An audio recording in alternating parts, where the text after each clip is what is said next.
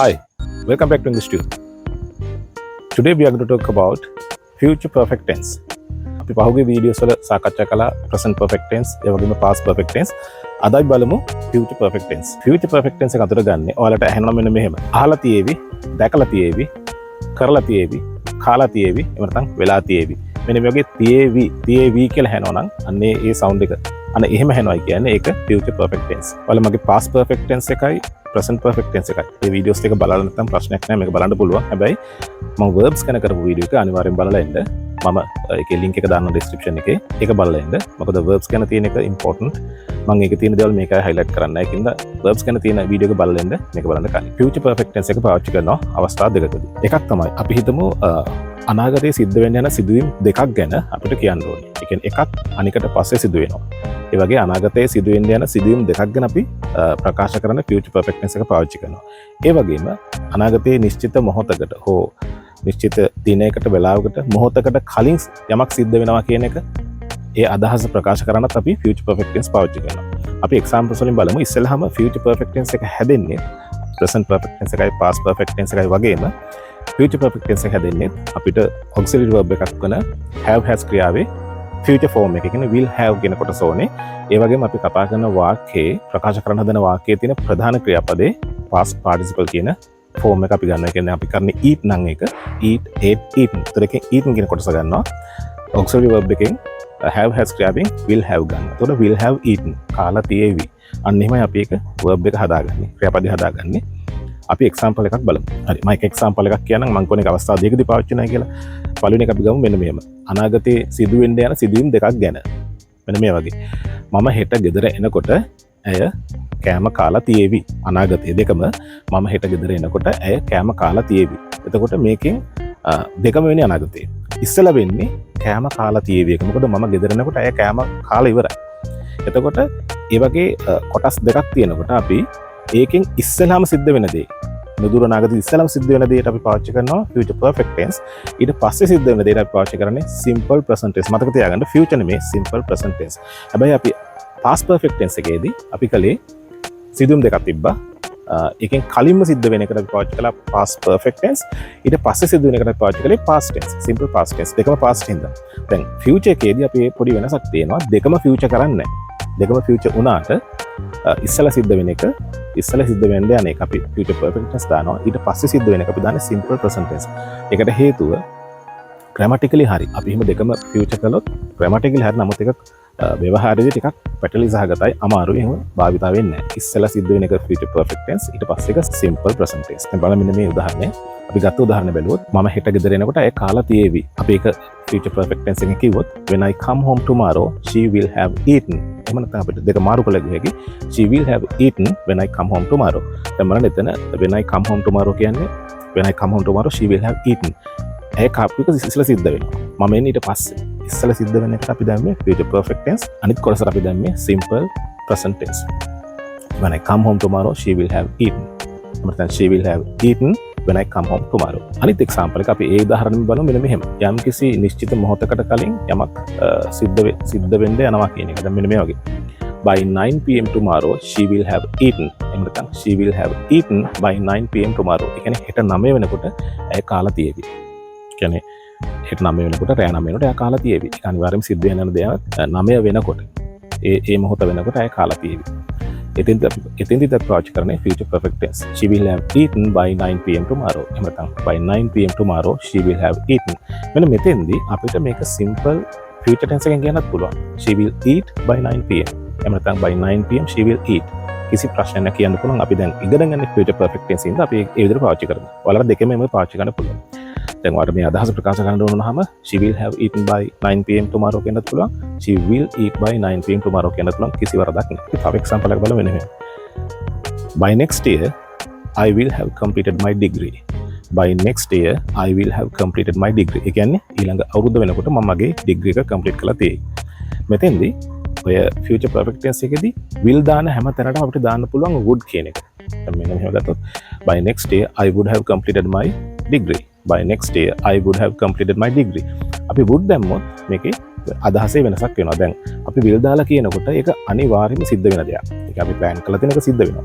අපි would දැම්මොත් ඒක possibility. එහෙම නැත්නම් conditional. ඒ කියන්නේ ඒක වෙන්න පුළුවන් දෙයක්.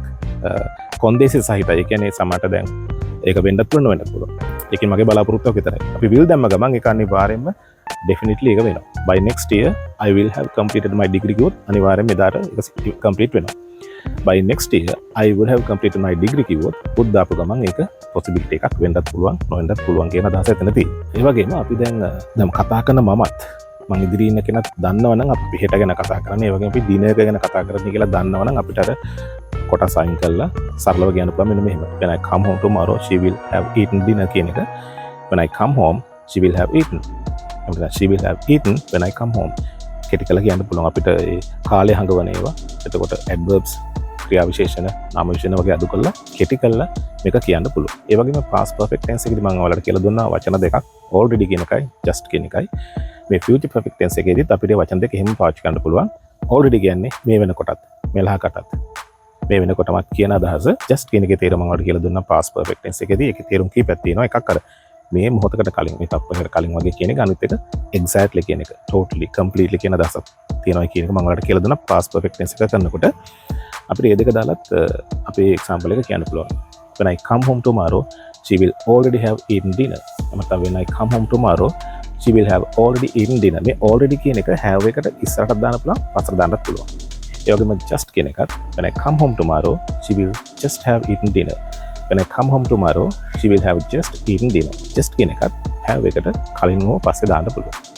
හරි. ඒතර තේරුම පොඩි වෙනසක් වෙනද already දැම්මොත් මෙලහ ඒ වෙනකොටමත් කියන එක just කියලා දැම්මොත් ඒ මොහොතකට තත්පරයකට දෙකකට කලින් වගේ කියන අදහස එතන තියෙනවා. හොඳයි. අපි ඊළඟට බලමු යථාර්ථය, නැතාර්ථය, ප්‍රශ්නාර්ථය සහ නැතාර්ථය, ප්‍රශ්නාර්ථය. මෙන්න මේ වගේ වාක්‍ය අපි හදන හැටි බලමු.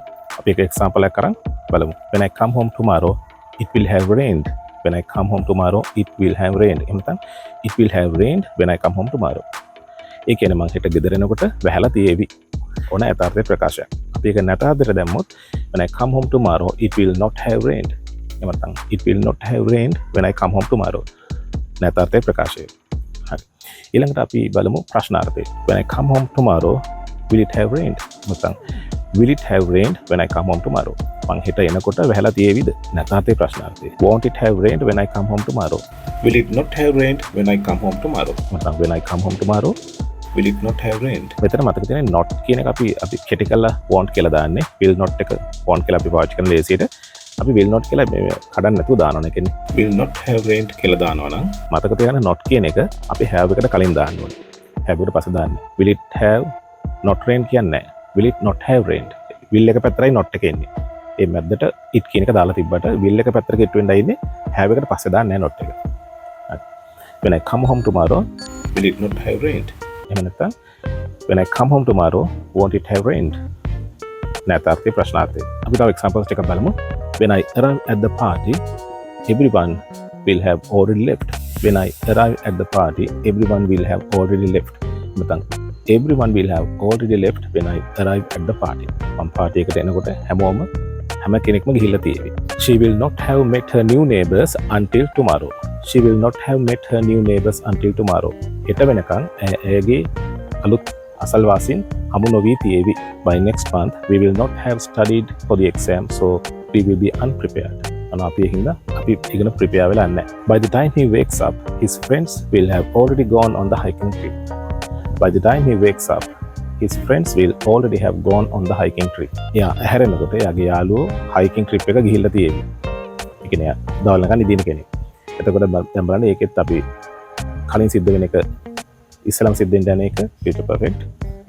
ඊට පස්සේ සිද්ධ වෙන එක simple present tense දැන් මම මේ example එක he will call me before I will have left for the airport. ඒ කියන්නේ ඔහු මට කතා කරાવી මං airport එක දක්වා පිටත් වීමට කලින්. ඒතර දෙකම මම future දාලා දෙනවා. He will call me before I will have left for the airport. ඒක grammatically හරි. ඒ වුණාට ඒක අපි අර දෙකම මම කලින් කිව්වා වගේ දෙකම future දාන්නේ නැහැ. ඒක ටිකක් පටලැවිලි සහගත හින්දා අපි කරන්නේ අර ඉස්සෙල්ලා සිද්ධ වෙන එක future perfect. ඊට පස්සේ සිද්ධ වෙන එක simple present tense දාන්න. ඒ කියන්නේ he will have called me before I leave for the airport. He will have called me before I leave for the airport. එහෙම නැත්නම් අපිට simple විදිහට future tense එකෙන් යන්නත් පුළුවන්. He will call me before I leave for the airport. He will call me before I leave for the airport. අපි future perfect tense කරන හින්දා අපි මේ විදිහට කතා කරලා නමුත් ඔයාලට සාමාන්‍ය භාවිතයේදී ඕන විදිහට කියන්න පුළුවන්. මතක තියාගන්න දෙකම අපි future කරන්නේ නැහැ. trust එකම future විදිහට දාන්න. එතකොට වෙන මේක. I will finish my work by 5 pm tomorrow. I will finish my work by 5 pm tomorrow. ඒ කියන්නේ සරල අනාගත කාලෙන් අපි කියන්නේ හිත පහ වෙනකොට මම මගේ වැඩ ඉවර කරලා තියෙනවා. ඒ වගේම මට කියන්න පුළුවන් I will have finished my work by 5 pm tomorrow. I will have finished my work by 5 pm tomorrow. ඉතින් අපි කියන්නේ future perfect tense එකෙන්. මම මගේ වැඩ හිත පහ වෙනකොට ඉවර කරලා තියෙවි. අනිත් එකේ අපි කියන්නේ මම මගේ වැඩ හිත පහ වෙනකොට ඉවර කරලා තියෙනවා. future tense. තියෙවි කියන එක තමයි අපි future perfect එකෙන් කියන්නේ. ඒ වගේම අපි කිව්වොත් I would have completed my work by 5 pm tomorrow. would දාපු ගම ඒක possibility එකක්. ඒ කියන්නේ වෙන්නත් පුළුවන් නොවෙන්නත් පුළුවන් එකක් තමයි එතන වෙන්නේ. යාට කරලා ඉවර වෙන්නත් පුළුවන් නොවෙන්නත් පුළුවන්. conditional එකක හේතු මත ඒක වෙනස් වෙන්න පුළුවන්. ඒ වගේම I would complete my work by 5 pm. ඒක සරල අනාගත කාලයෙන් කියන්නේ simple future tense එකෙන් කියන්නේ එතෙන්දි will වෙනට would දැම්මොත් ඒක possibility එකක් විතරයි වෙන්නත් පුළුවන් නොවෙන්නත් පුළුවන්. කොයි වෙලෙත් would දැම්මොත් future එකේදී එතෙන්දි ඒ වගේ තමයි අපි ඒක possibility එකක් වෙන්නත් පුළුවන් නොවෙන්නත් පුළුවන්. will දාපු ගමන් ඒක අනිවාර්යයෙන්ම වෙන දෙයක්. හොඳයි මම exercise එකක් දෙන්නම්. අපි match එක බලන්න යනකොට ඒක ඉවර වෙලා තියෙවි. අපි match එක බලන්න යනකොට ඒක ඉවර වෙලා තියෙවි. comment section එකේ දාන්න. ඒක future perfect tense එකෙන් comment section එකේ දාන්න. හොඳයි මම හිතනවා ඔයාලට future perfect tense එක පැහැදිලි ඇති කියලා. අපි මේ වෙනකොට අපි මම වීඩියෝ තුනක් ගෙනාවා present perfect tense, past perfect tense and future perfect tense. ඒ වගේම ඒ තුනටම ගැලපෙන්න ඒ තුනටම මූලික වෙන verbs ගැන ක්‍රියාපද ගැන වෙන වීඩියෝ එකක් කරලා තියෙනවා. මේ වීඩියෝ හතරම බැලුවොත් ඔයාලට මේ perfect tense කියන එක හොඳට පැහැදිලියි.